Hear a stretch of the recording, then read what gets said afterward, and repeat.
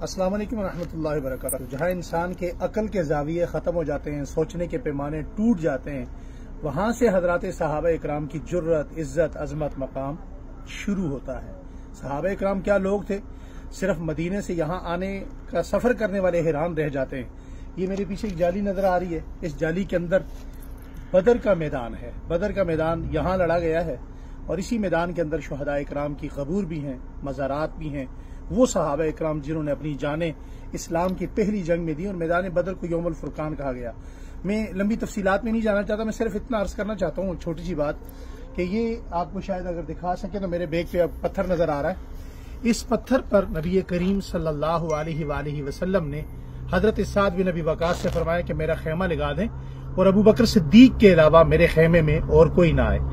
جناب نبی کریم صلی اللہ علیہ وسلم نے پوری رات کیا مانگا؟ وہ ایک دعا تھی، اللہم ان تہلک ہذہ العصابۃ لا توبۃ فی الارض۔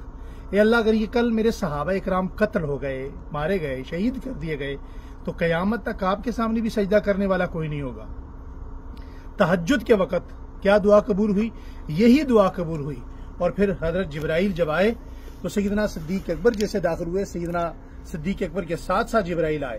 پھر حضور صلی اللہ علیہ وسلم کو سجدے سے اٹھایا گیا، آپ کی زلفیں پتھر پر بکھری ہوئی تھیں، آپ کی پگڑی گری ہوئی تھی اور آنسوؤں سے پتھر کا ایک حصہ تر ہو چکا تھا۔ نبی کریم صلی اللہ علیہ وسلم نے اس رات صحابہ اکرام کی زندگی مانگی ہے، صحابہ اکرام رضوان اللہ تعالی علیہم اجمعین کی بقا مانگی ہے۔ اور صحابہ اکرام سے حضور صلی اللہ علیہ وسلم کو کیسی محبت تھی؟ فرمایا، یا اللہ، میں اپنے الفاظ میں کہتا ہوں، یا اللہ یہ میری 13 سال کی انویسٹمنٹ ہے، یا اللہ یہ میری 13 سال کی جمع پونجی ہے، کل یا اللہ اپنی خصوصی فضل سے ان کو بچانا ہے۔ پھر حضور اٹھے، فرمایا یہاں ابو جہل مارا جائے گا، یہاں عتبہ مارا جائے گا، یہاں فلاں مارا جائے گا۔ وہ تمام جگہیں حضور صلی اللہ علیہ وسلم نے، چونکہ ابھی انہوں نے یہ راستہ بند کر دیا ہے، تو آپ یہ میرے بیگ پہ دیکھ سکتے ہیں، تھوڑا سا کیمرہ گھما کے دکھا دیں۔